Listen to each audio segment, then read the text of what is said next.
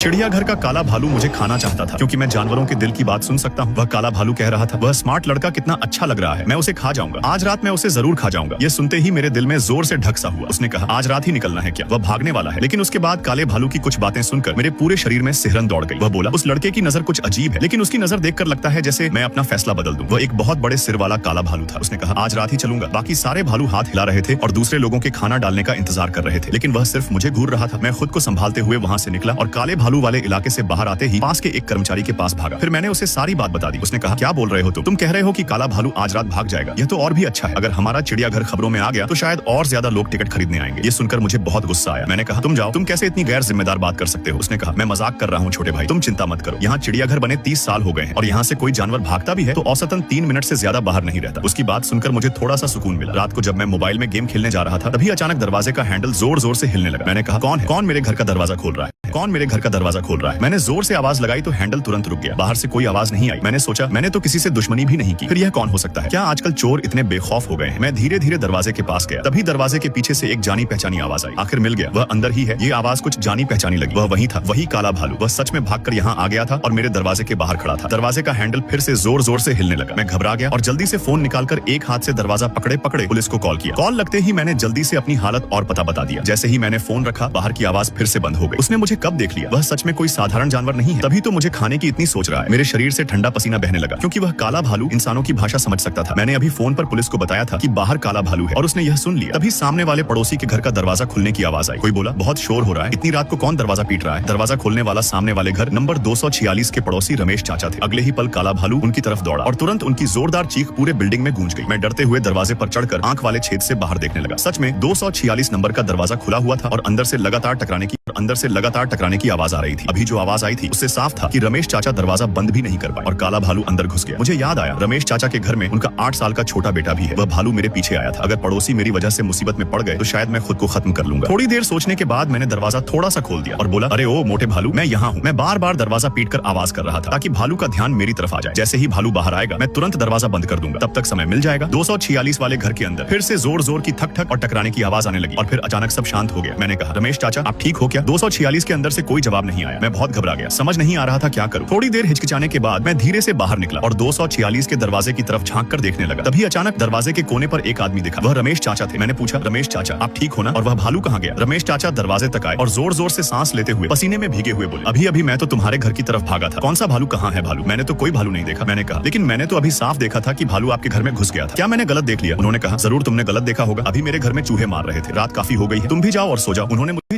उन्होंने मुझे थोड़ा छिड़कर देखा और फिर अंदर जाकर दरवाजा बंद कर लिया। मैं 246 के दरवाजे के सामने खड़ा रह गया और मेरे दिमाग में सवाल घूमने लगा, बड़ा चूहा क्या? अभी जो आवाजें आ रही थी वह भालू नहीं था क्या? फिर मैंने कान लगाकर सुना तो सच में अंदर से किसी जानवर की कोई आवाज नहीं आ रही थी। तभी पुलिस वाले भी वहां पहुंच गए। उनके हाथ में बड़े कांटे जैसे डंडे और ढाल थी। उन्होंने पूछा, छोटे भाई, क्या तुमने ही फोन किया था कि यहाँ भालू है? मैंने कहा, हाँ मैंने ही फोन किया था। उन्होंने पूछा, भालू कहाँ है? हम अभी पकड़ लेते हैं। मैंने कहा, वह 246 नंबर के घर में है। मेरी बात सुनकर पुलिस वाले 246 के दरवाजे पर गए और दरवाजा खटखटाने लगे। कई मिनट तक खटखटाने के बाद रमेश चाचा ने गुस्से में दरवाजा खोला और बोले, क्या बात है? मैं अभी सोया था। पुलिस वाले बोले, सामने वाले लड़के ने कहा कि आपके घर में भालू घुस गया है, क्या ऐसा कुछ हुआ है? हम जांच करने आए हैं। रमेश चाचा बोले, मेरे घर में भालू घुस गया, मुझे तो कुछ पता ही नहीं, ऐसा कैसे हो सकता है? छोटे भाई, तुमने शायद ज्यादा डरावनी फिल्में देख ली हैं, तभी ऐसी बेकार की बातें सोच रहे हो। पुलिस वालों ने पूछा, क्या हम अंदर आकर देख सकते हैं? उन्होंने कहा, हाँ देख सकते हो, लेकिन मेरा बेटा सो रहा है, धीरे से देखना। फिर 2 पुलिस वाले 246 के अंदर गए। जैसे ही दरवाजा खुला मुझे अंदर से एक अजीब सी बदबू आई। कुछ मिनट बाद वे दोनों बाहर आ गए और बोले, माफ करना, आपको परेशान किया, आपने सहयोग किया, धन्यवाद। रमेश चाचा बोले, कोई बात नहीं, पुलिस की मदद करना हमारा फर्ज है। और उन्होंने दरवाजा बंद कर लिया। ये सब देखकर मैं पूरी तरह उलझन में पड़ गया। लेकिन मैंने तो साफ साफ काला भालू देखा था। पुलिस वाले बोले, छोटे भाई, हमने अच्छी तरह तलाश की है, सच में तुम्हारे बताए जैसा कोई भालू नहीं मिला और हमने अभी सभी बड़े चिड़ियाघरों में फोन करके भी पूछा है, उन्होंने भी कहा कि कोई भालू भागा ही नहीं है। छोटे भाई, अगली बार पुलिस को बुलाने से पहले ठीक से सोच लेना, यूं ही वहम को सच मत समझ लेना। इतना कहकर पुलिस वाले चले गए। मैंने दरवाजा बंद किया, लेकिन मेरे दिमाग में कुछ भी साफ नहीं हो रहा था। रमेश चाचा कह रहे थे कोई भालू नहीं है, पुलिस वालों को भी भालू नहीं मिला और चिड़ियाघर भी कह रहा है कि कोई भालू भागा ही नहीं। तो अभी जो मेरे दरवाजे के बाहर था वह क्या था और जो मैं उसके दिल की बात सुन रहा था वह क्या था? जरूर रमेश चाचा और चिड़ियाघर वाले झूठ बोल रहे हैं। तभी 246 का दरवाजा खुला और एक परछाई धीरे धीरे सीढ़ियों की तरफ जाने लगी। मैं जल्दी से बालकनी में गया और नीचे झांक कर देखा तो वह सच में रमेश चाचा ही थे। उन्होंने टोपी पहन रखी थी, पीठ पर बैग था और हाथ में एक लंबी सी चीज पकड़ी हुई थी। रमेश चाचा इतनी छुपकर क्यों जा रहे हैं? वह क्या करने जा रहे हैं? तभी अचानक मुझे एक बात याद आई। 246 की बालकनी के बाहर ही सड़क किनारे बड़े बड़े पेड़ लगे हैं जो 3-4 मंजिल जितने ऊंचे हैं। क्या ऐसा हो सकता है कि भालू 246 की बालकनी से कूदकर उन पेड़ों पर भाग गया हो? तभी तो पुलिस वालों को 246 में भालू नहीं मिला, लेकिन रमेश चाचा ने भालू को भगाया कैसे और अब वह नीचे जाकर क्या वह नीचे जाकर क्या भालू को ढूंढने जा रहे हैं। उन्होंने पुलिस वालों से झूठ बोला कि उन्होंने भालू नहीं देखा, क्योंकि वह नहीं चाहते कि भालू वापस चिड़ियाघर में पकड़ा जाए। क्या वह खुद ही भालू को पकड़ना चाहते हैं? ये तो बहुत अजीब बात है। मैंने फिर से फोन उठाया और पुलिस को कॉल करने का सोचा, लेकिन क्या इस बार पुलिस मेरी बात मानेगी? रात को मैं बिस्तर पर लेटा था, लेकिन बिल्कुल चैन नहीं था। तभी मुझे बालकनी की तरफ से चरचर की आवाज सुनाई दी। क्या भालू मेरी बालकनी पर चढ़ने की कोशिश कर रहा है? लेकिन बालकनी का कांच तो इतना मजबूत नहीं है, एक इंसान भी उसे तोड़ सकता है। मैं तुरंत बिस्तर से कूदकर भागने वाला था। तभी मुझे भालू की वह बात याद आई। वह कह रहा था कि उसे मुझे ढूंढना है। इसका मतलब वह मेरी गंध से मुझे पहचान रहा है। अगर मैं बाहर भागा तो सीधा उसी के सामने जाऊंगा। एक सेकंड में मैंने बिल्कुल उल्टा फैसला लिया। मैंने घर का मुख्य दरवाजा खोल दिया और फिर वापस अंदर आकर कीड़े मारने वाली दवा पूरे कमरे में छिड़क दी ताकि मेरी गंध छुप जाए। फिर मैं जाकर अलमारी में छुप गया। तभी बाहर से जोर की आवाज आई। बालकनी का कांच टूट गया था। भालू सच में घर के अंदर आ गया था। जैसे ही वह अंदर आया और आवाजें करने लगा, मैंने जल्दी से फोन करके पुलिस को बताया कि मेरे घर में भालू घुस गया है, और साथ ही फायर ब्रिगेड को भी फोन किया कि मेरे घर में सांप है, ताकि वे भी जल्दी आए। तभी जोर की आवाज के साथ मेरे कमरे का दरवाजा टूट गया और मैंने जल्दी से फोन काट दिया। अगले ही पल काला भालू मेरे कमरे में घुस आया। वह आकर सीधे उसी अलमारी के पास पहुंच गया जहां मैं छिपा